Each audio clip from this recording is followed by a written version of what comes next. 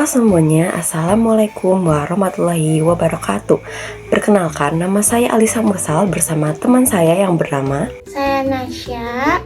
Hari ini kami akan mempresentasikan hasil kerja kelompok kami mengenai potensi dan sumber daya alam kehutanan yang ada di Indonesia. Sebelum masuk ke pembahasan, izinkan saya menyebutkan anggota kelompok kami yang lainnya, yaitu ada Aulia, Anissa, Amanda, Fauzia, Kalisya, Siva, Safina, Saka, dan juga Zubi. Di sini saya akan menjelaskan jenis-jenis SDA kehutanan yang ada di Indonesia. Yang pertama, ada hutan hujan tropis. Indonesia memiliki hutan hujan tropis yang kaya biodiversitas, termasuk hutan hujan tropis yang ada di Sumatera, yang ada di Kalimantan, di Sulawesi, dan Papua. Lalu ada kayu, jenis kayu komersial seperti meranti, jati, ulin, dan lain-lain.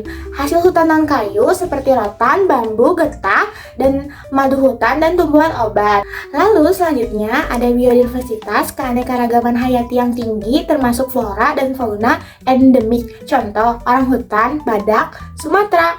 Lalu ekosistem, hutan mangrove dan hutan rawa dan hutan pegunungan. Selanjutnya ada B, persebaran di wilayah Indonesia. Persebaran di wilayah Indonesia antara lain, yang pertama ada di Pulau Sumatera, hutan tropis di Aceh, Sumatera Utara, Sumatera Barat, Riau, dan juga Jambi.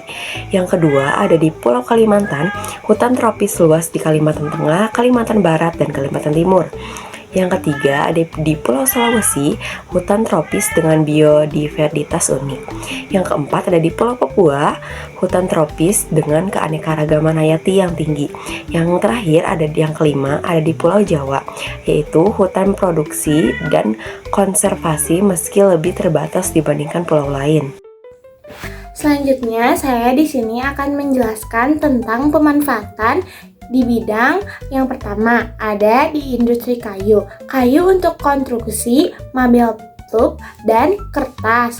Lalu di bidang non-kayu, rotan, bambu untuk kerajinan, getah untuk industri. Selanjutnya di bidang ekologi, fungsi hutan dalam menjaga siklus air, mitigasi perubahan iklim, habitat, biodiversitas. Lalu di bidang pariwisata, ekowisata di kawasan hutan konservasi. Lalu di bidang obat tradisional ada tumbuhan hutan untuk pengobatan. Selanjutnya ada D, upaya pengelolaan sumber daya alam kehutanan yang berkelanjutan. Upaya pengelolaan sumber daya alam kehutanan yang berkelanjutan yaitu ada 1, konservasi, penetapan kawasan konservasi seperti Taman Nasional dan Suaka Marga Satwa. Yang kedua ada pengolahan hutan lestari, yaitu prinsip pengolahan yang memperhatikan aspek ekonomi, ekologi, dan sosial. Yang ketiga ada rehabilitasi hutan, yaitu upaya reboisasi dengan restorasi ekosistem degradasi. Yang keempat ada sertifikasi, yaitu skema sertifikat hutan seperti FSC atau Forest Stewardship Council untuk menjamin pengelolaan lestari. Yang kelima ada partisipasi masyarakat, melibatkan masyarakat lokal dalam pengelolaan hutan seperti hutan kemasyarakatan atau HKM.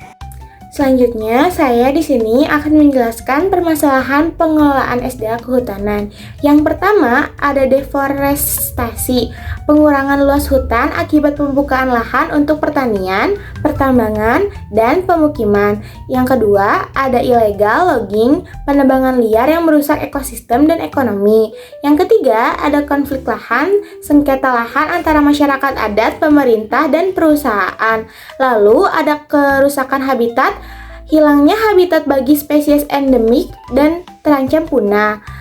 Selanjutnya ada perubahan iklim. Hutan berperan penting dalam mitigasi iklim, namun terancam oleh degradasi. Selanjutnya ada kurangnya penegakan hukum, lemahnya pengawasan dan penegakan hukum di sektor kehutanan.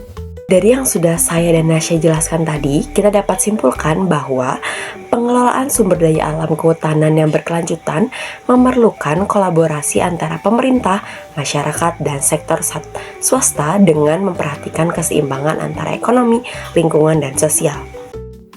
Sekian presentasi dari kelompok kami. Mohon maaf bila ada salah kata. Wassalamualaikum warahmatullahi wabarakatuh.